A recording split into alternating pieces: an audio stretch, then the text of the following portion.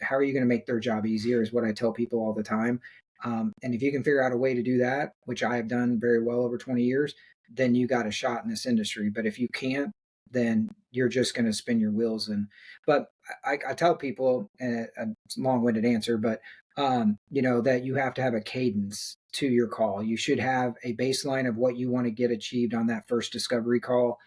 Um, 3 or 4 questions that if you answered these questions for me, I could tell you whether or not I can work with you, right? Like, and you should have your base of like what your ideal customer is. Like, I know this is the type of people that I can help. And for me, Mhm. that's small to medium sized businesses that might not have a transportation department that need help from management level or sales level. And I'm looking for those kind of accounts to help out on a daily basis.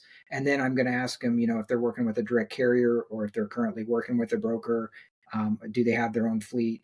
There's a couple of questions that I asked throughout that first discovery call that really I can get in 2 minutes. I can find out real quick, like, is this someone that I can work with or can I help them? If I can't, I move on, let them know, have a nice day, call me if you need me type of thing.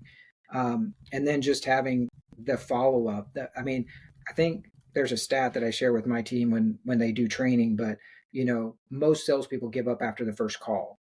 And in this industry, it takes 4 to 8 calls at least contacts, whether that be through email or social media or with, in-person visits, 4 to 8 times. And people give up after the first one over, I think it's like 65%.